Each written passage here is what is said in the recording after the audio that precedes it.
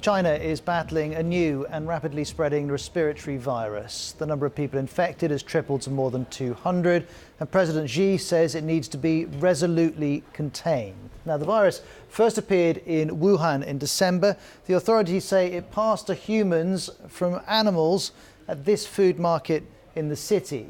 But if it began in Wuhan, then there were cases recorded in Beijing, Shanghai and Shenzhen. We also know South Korea and Japan have confirmed one case each, and there are 2 confirmed cases in Thailand. 3 people have died from pneumonia, which has been caused by the virus. Well, we had this update earlier from the China National Health Commission confirming the virus has passed person to person and has infected some medical staff. We also heard from the spokesman for the China Foreign Ministry today who called the outbreak an epidemic.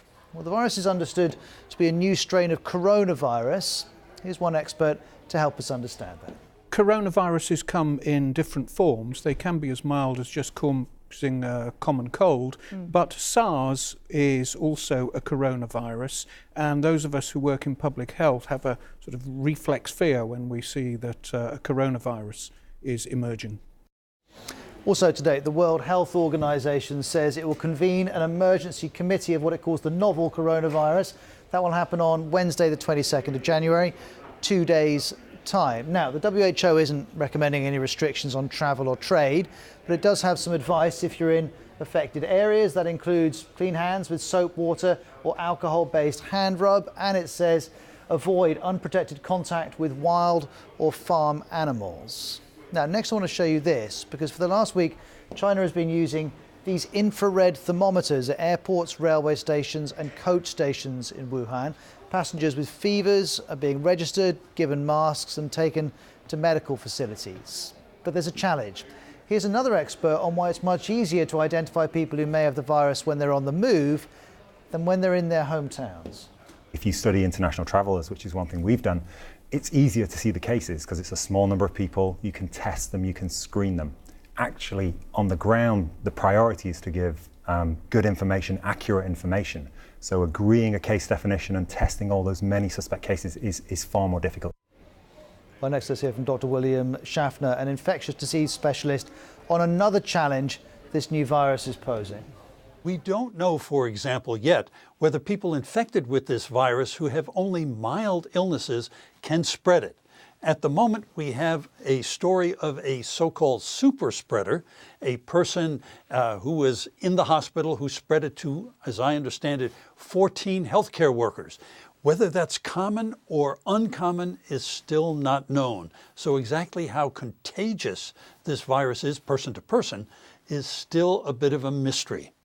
Now, in its editorial, China's state-run newspaper, the China Daily, which you can find online as well, and this is the Global Times too, has been telling the public to remain calm and analyse the situation objectively. Other official media today is circulating with guides to help people avoid catching the virus. This one, for example, we know is telling people that some people are panicked about the illness, but there are 9 pictures to help people understand it and presumably stay a little calmer. This one mentions the symptoms of coughing, a headache and a fever. It also goes on to say, look, this virus is not SARS or MERS. SARS was also a coronavirus that killed more than 700 people back in the early 2000s. So that's the official story. Let's find out what else is being said. Carrie Allen is a China media analyst with BBC Monitoring. She's live with us now. Hi, Kerry. How much information is available about the virus? Well, at the moment, not a lot, because there's still an investigation going on as to what exactly this virus is. So this has been one of the big questions that's been coming out online amongst people. I mean, at the moment, a lot of people aren't working. They're traveling home to see their families for Spring Festival. And so they're asking a lot of questions online. They're asking, can it be transmitted person to person? Do I need to take extra precautions? Should I even stay at home? So there is a lot of fear coming out online from people throughout China, and especially today, now that cases have gone beyond Wuhan in a central city in China to other major cities like Beijing and Shenzhen and Shanghai. So these are big cities with a huge population and a lot of people traveling through. Well, I was going to ask you about the number of people traveling. Is the fact there are holidays around now meaning that there's a greater problem containing this virus?